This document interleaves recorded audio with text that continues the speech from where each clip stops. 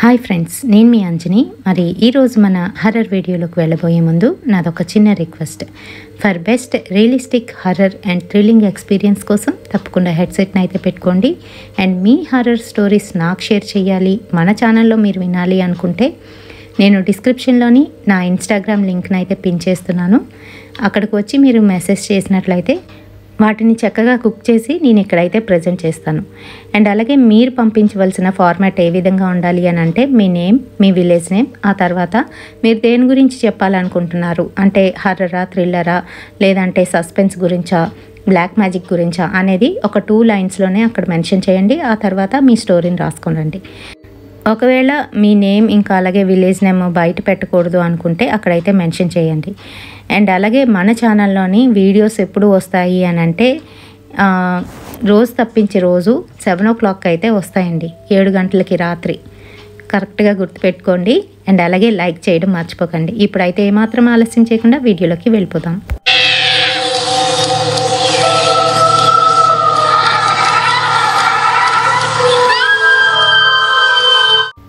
ఈరోజు నేను మీకు చెప్పబోయే సంఘటన 1900లోని జరిగిన ఒక రియల్ ఇన్సిడెంట్. సో ఇదేంటంటే విశ్వనాథ్ తన భార్య ఇద్దరు కూడాను వాళ్ళ ఇంట్లోనైతే ఉన్నారు. రాత్రి 3 అవుతుంది.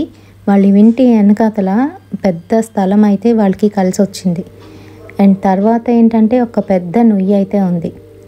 అది ఎంత పెద్దది అని అంటే ఒక్కసారే 10 నుంచి 15 మంది వరకు తోడుకోవచ్చు. అంటే అర్థం చేసుకున్నారు కదా. మరి ఆ ఏరియా మునుపట్లోని అక్కడంతా కూడా పొలాలు అయితే ఉండేవి. అయితే అవి ఉడవాళ్ళు తీసుకొని అక్కడైతే లేఅవుట్లు వేయడం అనేది జరిగింది. విశ్వనాథ్ ఇంకా తన బెస్ట్ ఫ్రెండ్ ఇద్దరు కలిసి ఏంటంటే ఫైనాన్స్ అయితే నడిపిస్తున్నారు. సో ఆ డబ్బుతోనే ఈ ఇల్లు కూడా కొన్నాడు. రీసెంట్గానే కొన్నాడు, ఎక్కువ రోజులు అయితే అవ్వలేదు. మరి ఆ సమయంలోని 3-3:30 ప్రాంతంలోని ఎవరు స్నానం చేస్తారు చెప్పండి? ఆ సమయంలోని చాదతో నీళ్లు తోడడం కూడా తప్పు అనుకునే రోజులవి. అయితే తను కిటికీలో నుంచి చూసేసరికి షాక్ అవుతుంది. ఒక నల్లటి ఆకారం నీళ్లు తీసి తన పైన అయితే వేసుకుంటుంది. అది చూసి భయపడిపోతుంది. కీర్తన నోటంట మాట రావట్లేదు. విశ్వనాథ్ని లేపుదామంటే గుర్రు పెట్టి పడుకున్నాడు. కోపం వచ్చేస్తుంది. వెంటనే తలుపు అయితే వేసేస్తుంది, కిటికీ తలుపు వేసేసి తన దగ్గరికి వచ్చి, ఏమండి చెప్తూనే ఉన్నాను, మన ఇంట్లో ఏవో తేడాగా జరుగుతున్నాయి, మీకు ఎన్నిసార్లు చెప్పినా అస్సలు పట్టింపే లేదు, ఇప్పుడు ఎవడో నీళ్ళతోని స్నానం చేస్తున్నాడు అని అంటే ఎవడేవాడు అని చూస్తాడు. అక్కడ ఎవరూ కనిపించరు. లేదండి ఎవడో ఉన్నాడు అని భయపడుతూ చెప్తూ ఉంటుంది. అస్సలు పట్టించుకోడు. అయితే తన బిజినెస్లో కూడా మెల్లగా లాస్ వస్తూ ఉంది. ఆ సందర్భంలో ఏమవుతుందనంటే ఒక 1-2 monthsలోని బిజినెస్ కంప్లీట్గా లాస్ వచ్చేస్తుంది. అండ్ తన ఫ్రెండ్ ఎవరైతే ఉన్నాడో తను అందరి దగ్గర ఫైనాన్స్ డబ్బు తీసుకొని పరారీ అయిపోతాడు. సో విశ్వనాథ్ కంప్లీట్గా కొలాప్స్ అయిపోతాడు. తనకి ఏం చెయ్యాలో తెలీదు. పైగా డబ్బులు అందరూ అడుగుతూ ఉంటారు. ప్రెషర్ పెరిగిపోతుంది.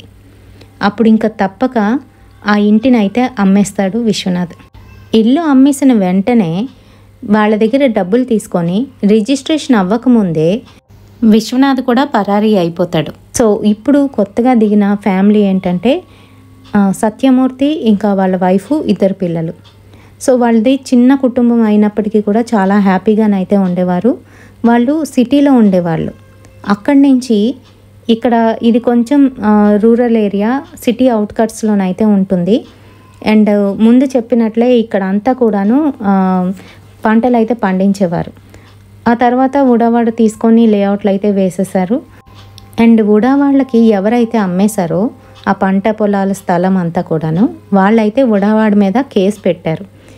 మా దగ్గర తక్కువకి తీసుకొని ఈ స్థలాల్ని ఎక్కువ రేట్కి ఇల్లులు కట్టి అమ్ముకున్నారు అని. అందుకనే వాళ్ళు అక్కడి నుంచి కదలకుండా అక్కడే పాకలు వేసుకొని ఉండడం అనేది జరిగింది.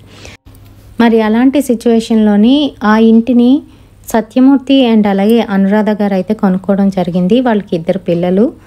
సో వాళ్ళు ఏంటంటే వాళ్ళ గోల్డ్ ఇంకా లోన్ పెట్టుకొని ఆ ఇంటిని తీసుకోవడం జరిగింది.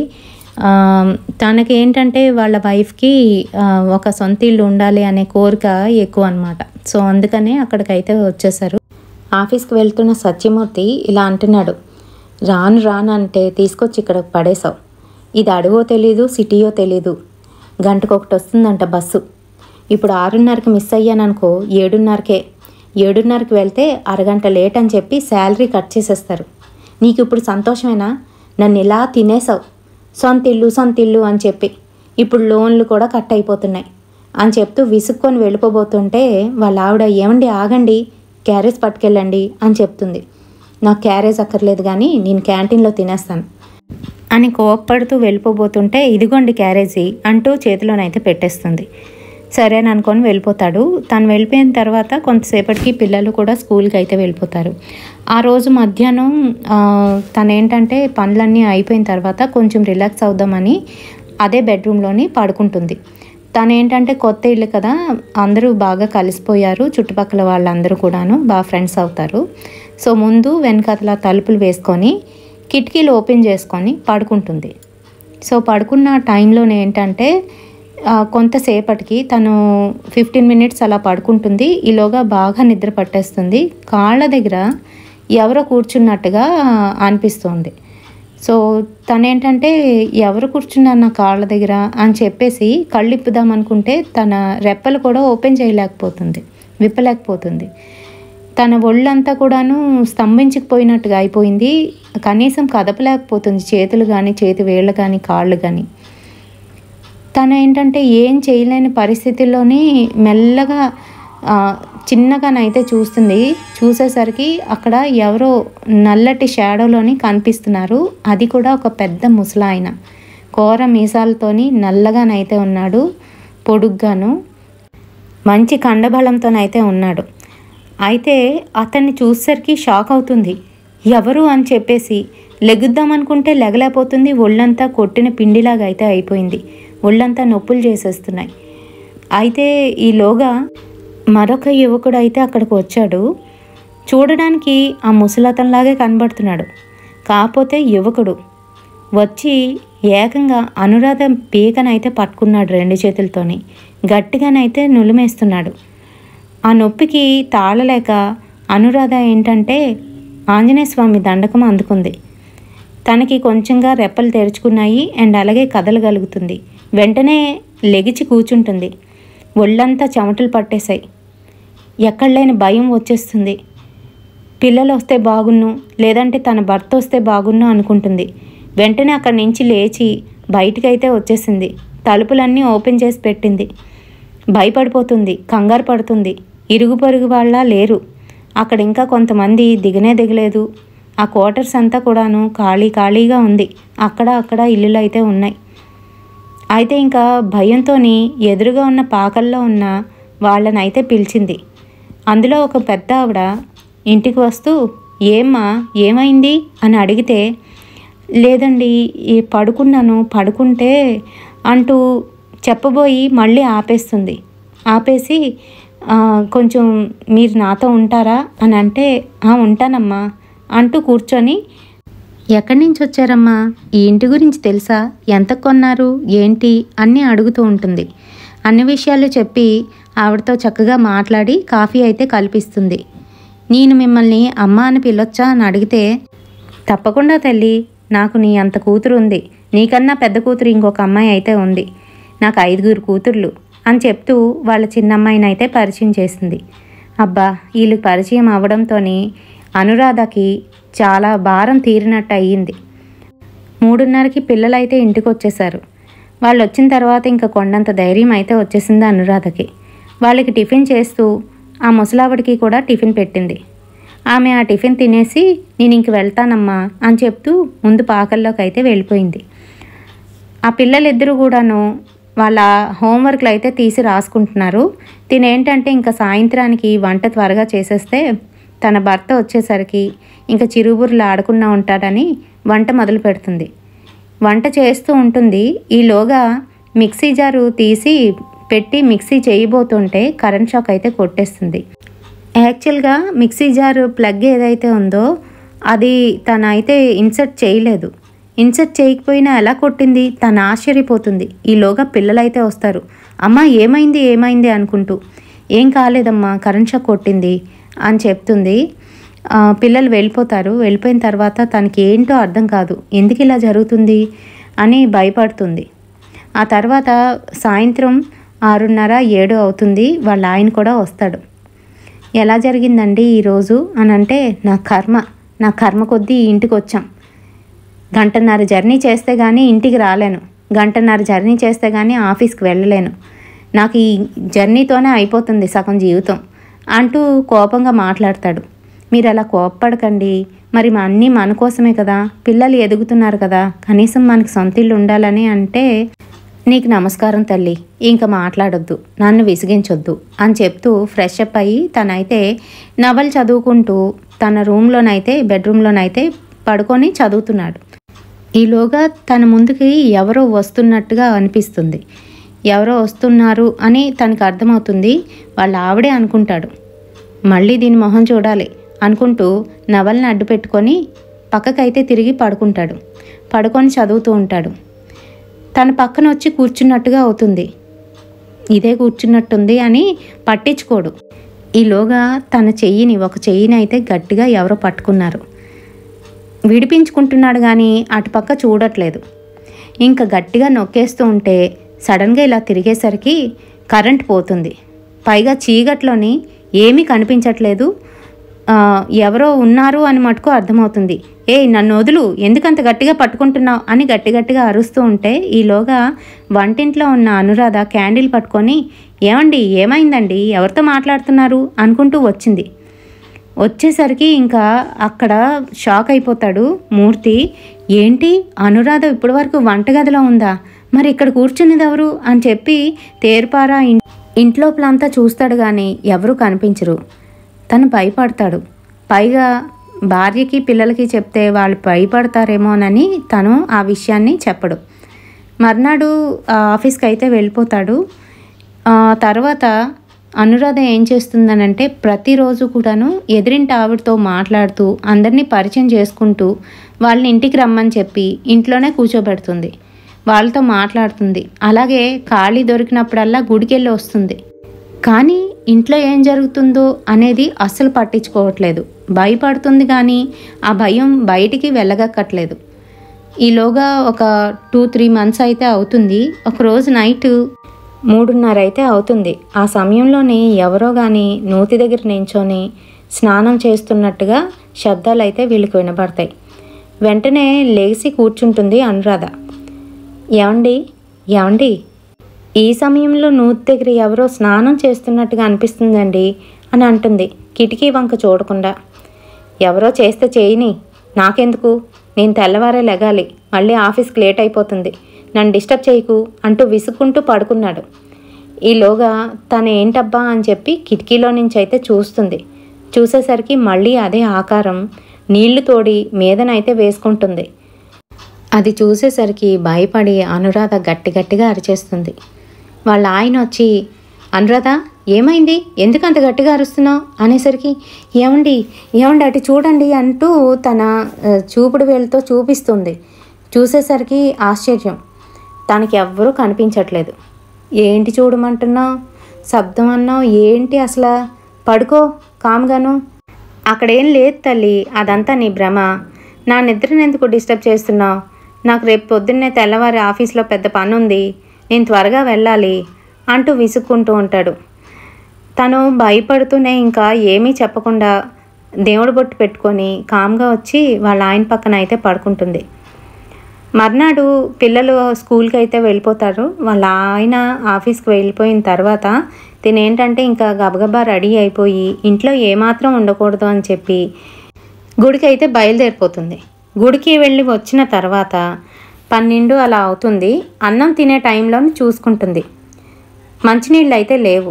మంచినీళ్ళు ప్రతిరోజు కూడా ఆ నూతిలోనే తోడి తెచ్చుకుంటుంది ఒక 2 బిందెలు. మంచినీళ్ళు పూర్తిగా అయిపోయాయి. అయ్యయ్యో మంచినీళ్ళు లేవు, ఇప్పుడు ఎలా అని చెప్పి ఆలోచిస్తుంది. నూతి దగ్గరికి వెళ్ళి తెచ్చుకుందామా, అయినా ఈ సమయంలోని నూతి దగ్గరికి వెళ్ళకూడదు, అయినా మరి తప్పదు కదా అంటూ బయలుదేరుతుంది.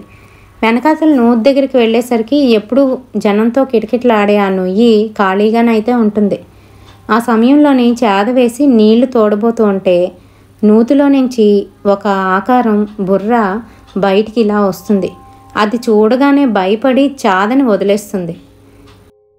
గట్టిగా అరిచేస్తుంది, అక్కడ చుట్టుపక్కల ఉన్న వాళ్ళు ఏం అనురాధ గారు ఏమైంది అని అంటే ఏం లేదండి చాద నీటిలో పడిపోయింది అని చెప్పేస్తుంది. ఆహా అంతేనా, సరేనండి ఇదిగోండి గ్యాలం తీసుకెళ్ళండి, చాదని తీసేసుకోండి అని చెప్తూ గ్యాలం అయితే ఇస్తుంది. ఏమండి మీరు కూడా కొంచెం రారా, నాకు తీయడం రాదు అని చెప్తుంది. అబద్ధం. పక్కింటి రాధిక వచ్చి సరేనండి నేను తీస్తాను ఉండండి అంటూ గ్యాలంతోనైతే చాదని తీసేస్తుంది బయటికి. తీసేసిన తర్వాత 2 బిందులు నింపుకొని వెళ్ళే వరకు ఇక్కడే ఉండరా నాతోని తోడుగాను అని అడుగుతుంది. ఏమండి అంత భయపడిపోతున్నారు అని అంటే ఏంటోనండి అంటూ ఇంకా చెప్పక తప్పదని తనకైతే చెప్తుంది విషయం. నాకు ఇక్కడికి వచ్చిన దగ్గర నుంచి 2 మగవాళ్ళు అయితే కనబడుతున్నారండి. ఇంట్లో పడుకున్నా లేదా ఏ పని చేస్తున్నా వాళ్ళు ఏదో విధంగా నన్ను భయపెడుతున్నారు. నాకు చాలా భయం వేస్తుంది. కలలు కూడా మంచివి రావట్లేదు. పడుకున్నానంటే లేవలేను.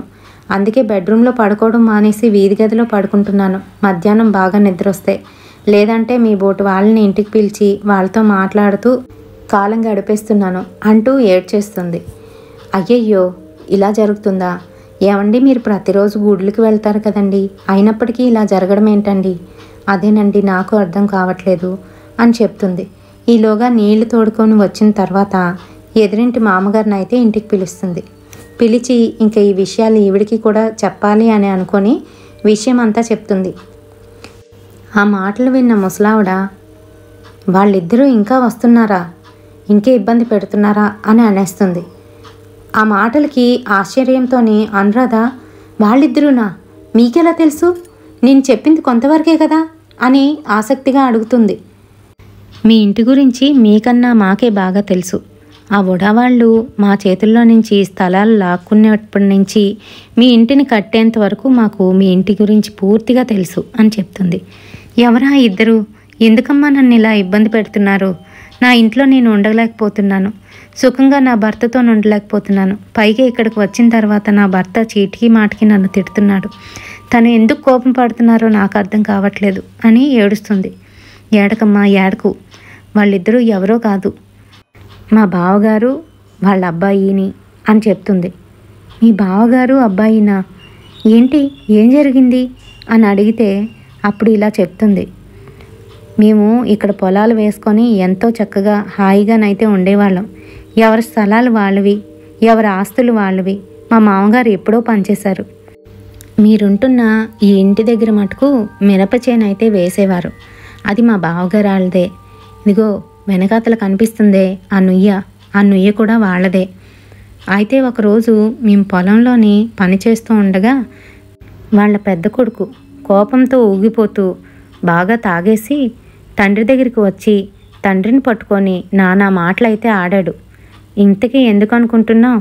ఆస్తి పంపకాల్లోని తనకి తక్కువ ఇచ్చాడంట, తన చిన్న కొడుక్కి ఎక్కువ రాశాడని చెప్పి గొడవ ఆడుతూ ఎన్నో మాటలు ఆడుతూ మా బావగారిని ఇష్టం వచ్చినట్టుగా తిట్టాడు. పైగా అందరి ముందు చొక్కా పట్టుకొని కొట్టడం కూడా జరిగింది. మేమందరం కలిసి వాళ్ళిద్దరినీ ఆపిన తర్వాత మరి మా బావగారు ఏమనుకున్నారో ఏటో తెలియదు కానీ చాలా బాధపడ్డాడు ఆయన. సాయంత్రం అతను కూడా పూర్తిగా తాగి మరి రాత్రి అయ్యేసరికి కనిపించలేదు. ఏమైంది, ఎక్కడికి వెళ్ళిపోయాడా అని అందరం వెతకడం మొదలుపెట్టాం. తెల్లవారేసరికి మీ ఇంటి వెనకాతల నూతిలోని శవమై తేలాడు. అప్పుడు మాకు అర్థమైంది అతను ఎంత బాధపడ్డాడో అని. మేమందరం కూడా ఇంకా ఊరుకోలేదు. ఆ పనికిమాలిన వాడి వల్లనే ఇలా జరిగింది అని చెప్పి ఆ కొడుకుని ఎన్నో రకాలుగా తిట్టాం. వాళ్ళ నాన్నని ఎన్ని రకాలుగా తిట్టి ఎంతగా బాధ పెట్టాడో అదంతా కూడా వివరిస్తూ తన్ని తిట్టడం అయితే మొదలుపెట్టాం. అంతేకాదు, ఆస్తి కోసం కన్న తండ్రిని చంపుకున్నావా అని చెప్పి అందరం అనడం మొదలుపెట్టాం. అలా అనేసరికి తనకి ఎంత కోపం వచ్చిందని అంటే పౌరుషంతో అక్కడి నుంచి వెళ్ళిపోయాడు. ఆ రోజు రాత్రి ఇంటికి రాలేదు. ఆ మర్నాడు నూతిలోని తను కూడా దూకి శవమై తేలాడు. అంతే, అక్కడి నుంచి ఇంకా వీరిద్దరూ కూడా ఈ పొలంలోని అప్పుడప్పుడు మాకు కనిపిస్తూ ఉండేవారు. ఎంత విచిత్రం అంటే నూతిలో కూడా అప్పుడప్పుడు కనిపిస్తూ ఉంటారు. కొంతమందికి మధ్యాహ్నం పూట ఎవరూ లేనప్పుడు వచ్చి నీళ్లు తోడినప్పుడు శవమై పైకి తేలుతున్నట్టుగా కనిపించడం, లేదా అంటే గోడల్లో నుంచి బయటకు వచ్చి వాళ్ళ కాసి చూడటం ఇలాంటివన్నీ కూడా చేస్తున్నారని మా అందరికీ తెలుసు. అంతేకాదు రాత్రి 3 గంటలు అయ్యేసరికి అక్కడ నించొని నీళ్ల చప్పుడు చేస్తూ ఉండేవారు.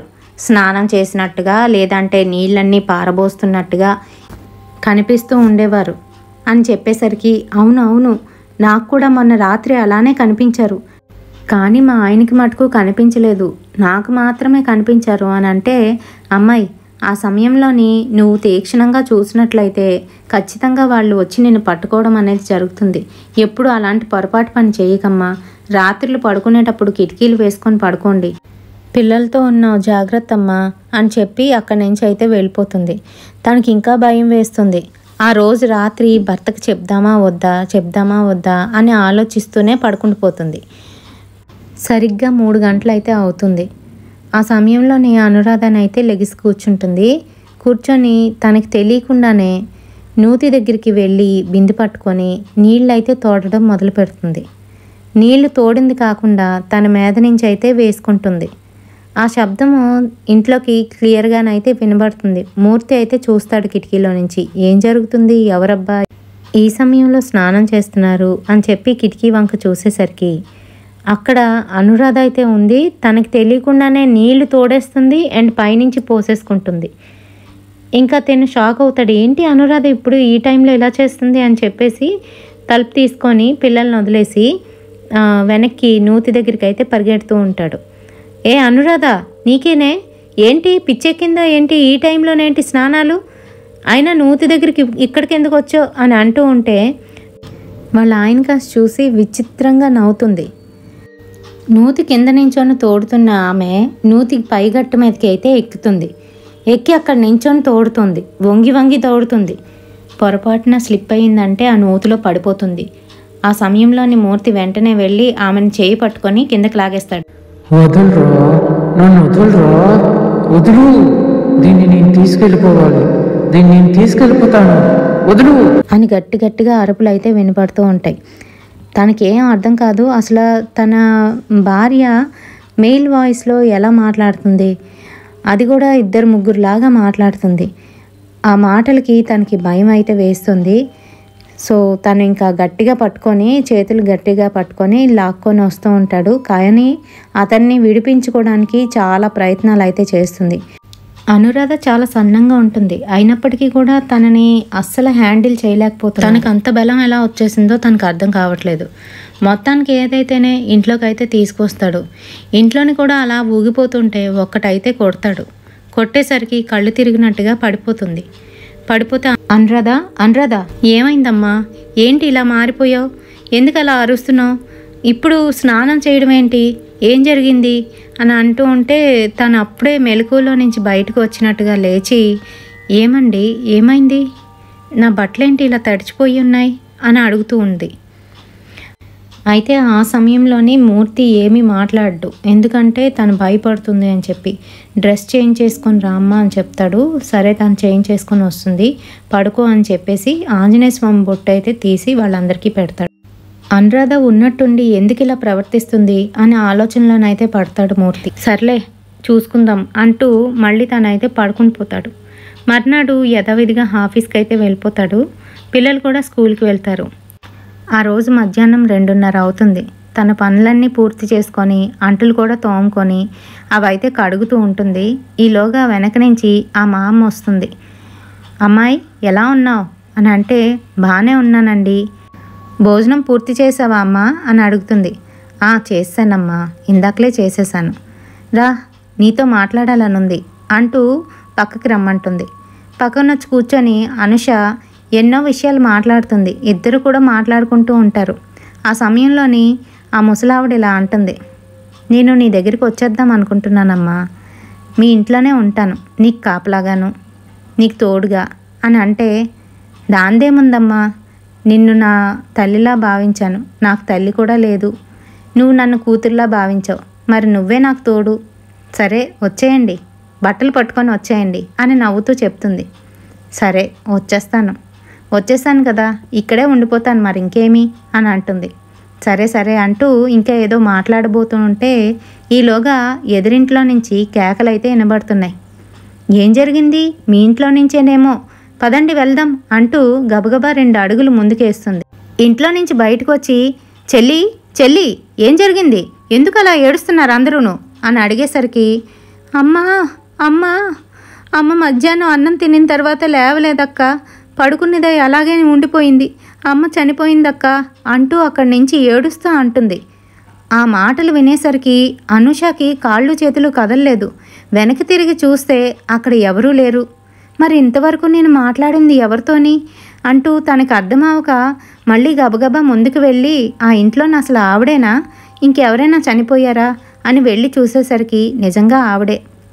మరి నా లైఫ్లోని జరిగిన ఈ సంఘటన నేను ఎప్పుడూ మర్చిపోలేను.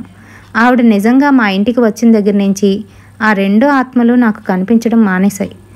నేను ఎంతగానో ఇంటి గురించి ప్రాకులాడి మా వారిని మా పిల్లల్ని ఒప్పించి ఇక్కడికైతే తీసుకొచ్చాను. వాళ్ళు ఉండరేమో, ఈ ఇల్లు వదిలేసి వెళ్ళిపోవలసి వస్తుందేమో అని ఎంతో బాధపడేదాన్ని.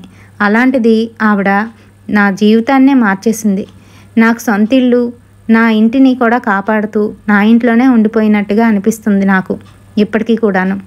అందుకే ఆవిడ ఫోటోని కూడా నేను తీసుకొని ప్రత్యేకంగా మా ఇంటి దేవుడి గదిలోనైతే పెట్టుకోవడం జరిగింది. ఏ జన్మ సంబంధమో అమ్మ అని పిలిచినందుకు నన్ను కాపాడడానికి మా ఇంటికి వచ్చిన ఎలవేల్పులాగా అనిపిస్తూ ఉంటుంది నాకు ఇప్పటికి కూడాను. మరి ఈ రియల్ ఇన్సిడెంట్ మీకు ఎలా అనిపించింది? నచ్చిందా? నచ్చితే తప్పకుండా ఒక లైక్ అయితే వేయండి. థ్యాంక్స్ అండి అనురాధ గారు, మీరు మీ లైఫ్లో జరిగిన రియల్ ఇన్సిడెంట్ని షేర్ చేసినందుకు. మన ఛానల్లోని 7 o'clockకి రోజు తప్పించి రోజు వీడియోస్ అయితే వస్తూ ఉంటాయి. తప్పకుండా చూడండి, లైక్ వేయడం అస్సలు మర్చిపోకండి. రేపటి సరికొత్త వీడియోతోని మళ్ళీ మీ ముందుకు వచ్చేస్తాను. Until then bye.